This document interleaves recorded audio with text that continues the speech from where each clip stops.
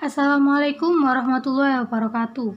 Saya Ari Indi Karima dari kelas 12 Kimia Analis 2 SMKN 1 Pasuruan. Saya akan menjelaskan cara atau langkah-langkah pembuatan salah satu unsur transisi, yaitu tembaga atau CU. Dalam kehidupan modern, tembaga memiliki peran yang sangat penting, mulai dari zat pewarna hingga peralatan listrik terbuat dari tembaga.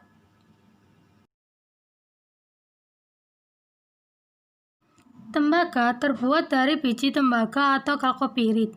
Untuk menghasilkan tembaga dengan kemurnian hingga 99%, kalkopirit harus diolah melalui beberapa tahapan. Yang pertama adalah tahap kominusi. Tahap kominusi adalah proses melepaskan mineral-mineral tembaga dari zat pengotor melalui proses penggerusan dan peremukan. Selain untuk membersihkan, tahap ini juga bertujuan untuk memperoleh ukuran partikel biji tembaga yang optimal pada saat dilakukan tahap selanjutnya. Setelah ukuran partikel tembaga yang diinginkan diperoleh, proses selanjutnya adalah tahap konsentrasi flotasi. Pada intinya, tahap ini adalah proses pemisahan mineral CuFe dan CuS untuk meningkatkan kadar tembaga dalam konsentrat hingga 40%.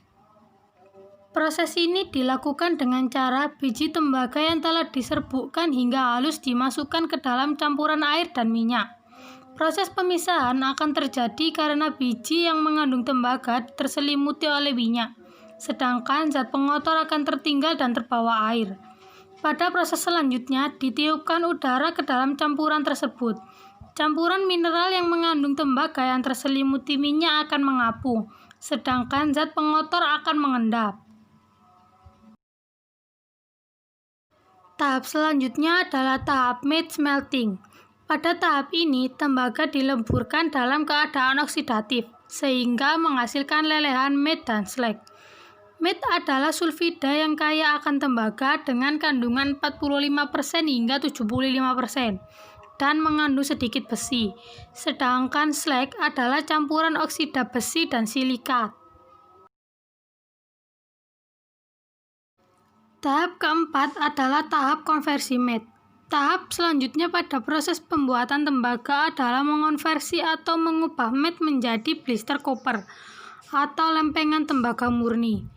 Melalui tahap ini, kandungan tembaga bertambah hingga menjadi 90%. Tahap terakhir yang dilakukan adalah tahap fire refining. Tembaga yang dihasilkan pada proses sebelumnya masih mengandung sedikit unsur lain, sehingga perlu dimurnikan kembali.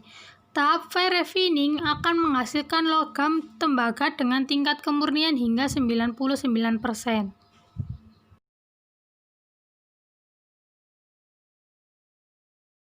Rangkaian proses pembuatan tersebut membuat tembaga memiliki nilai ekonomi yang lebih tinggi.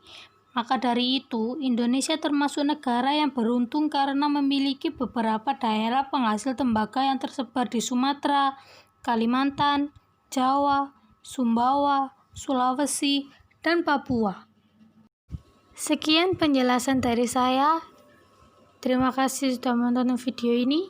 Wassalamualaikum warahmatullahi wabarakatuh.